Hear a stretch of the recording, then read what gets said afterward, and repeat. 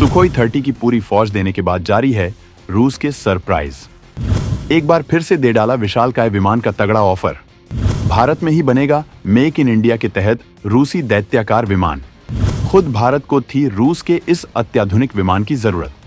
दुनिया का कोई भी देश भारत के कितने भी करीब आने की कोशिश करे, लेकिन रूस ने हर बार यह साबित किया है कि अभी तक हथियारों के मामले में भारत के लिए रूस से ताकतवर और कंफर्टेबल विकल्प दूसरा कोई नहीं है। भारत को जहां उसने पहले ही सुखोई 30 का विशाल बेड़ा दे रखा है, वहीं वो लगातार सरप्राइज पर सरप्राइज देता जा रहा है। और अब उसने भारत को ऐसे विशाल विमानों का ऑफर दे डाला है जो न केवल अत्याधुनिक हैं, बल्कि ये जबरदस्त क्षमता रखते हैं। भारतीय वायुसेना को इन विमानों की सख्त जरूरत है। वायुसेना अपनी जरूरतों पर कई विकल्पों की तरफ देख रही है, लेकिन रूस के विमान इस मामले में सबसे मजबूत विकल्प हैं, जो भारत की हर जरूरत को पूरा करने में सक्षम है, जबकि रूस इसके लिए भारत की तमाम शर्तों मानने को राजी है।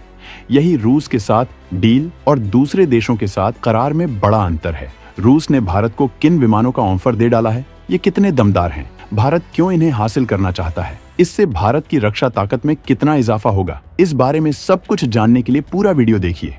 रूस भारत को देना चाहता है सेकंड 76 MD-90A विमान।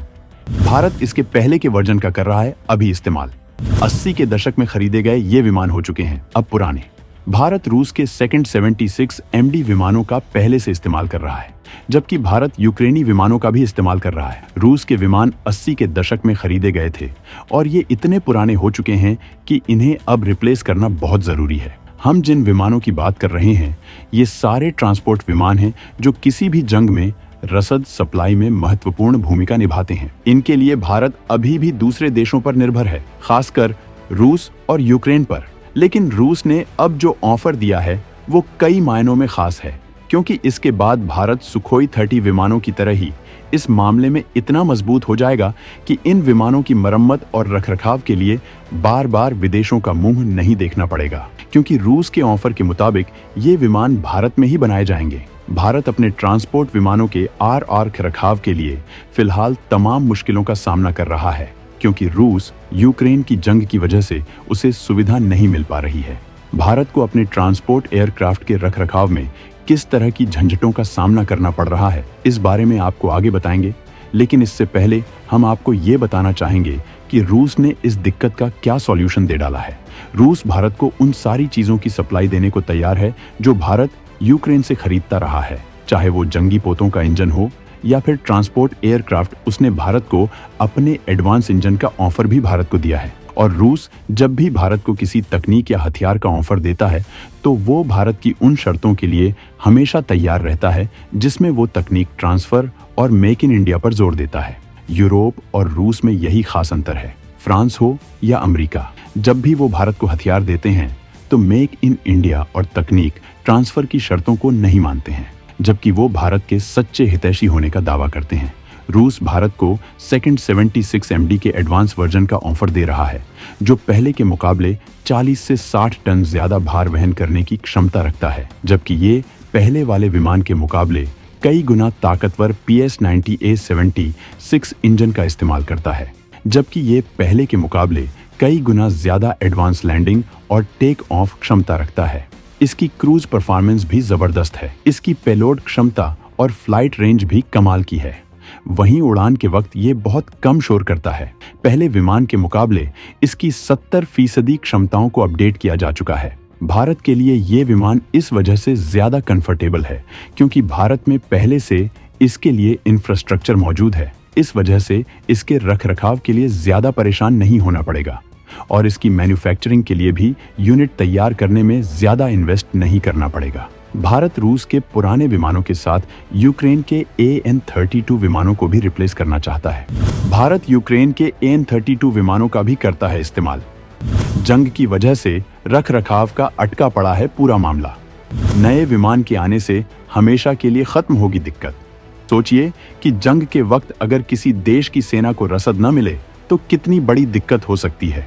अगर लड़ाकू विमान जंग को जीतने में फ्रंट फुट पर काम करते हैं ट्रांसपोर्ट विमान। इन विमानों के लिए बारूद से लेकर हथियार पहुंचाने में मदद करते हैं। इसके अलावा जंग और सैनिकों के लिए हर जरूरी चीज का ट्रांसपोर्टेशन यही विमान करते हैं। इसीलिए ये किसी भी सेना के लिए बेहद खास होते हैं। भारत रूस के जिन विमानों का अभी इस्तेमाल कर रहा है वो इतना पुराना है कि इसे इंटरनेशनल सिविलियन ट्रैफिक रूट पर बैन किया गया है, जबकि यूक्रेन का AN-32 भी बेहद पुराना है। भारत इसका अपग्रेडेशन कराना चाहता है। हाल में ही जब PM मोदी यूक्रेन की यात्रा पर गए थे तो इसके लिए भी करार किया गया है, लेकिन ये काफी पीछे हो चुका है। जंग की वजह से इसमें और देरी होती जा रही है। भारत ने सोवियत यूनियन के वक्त में 1984 और 1991 के बीच एक 110 AN-32 खरीदे थे।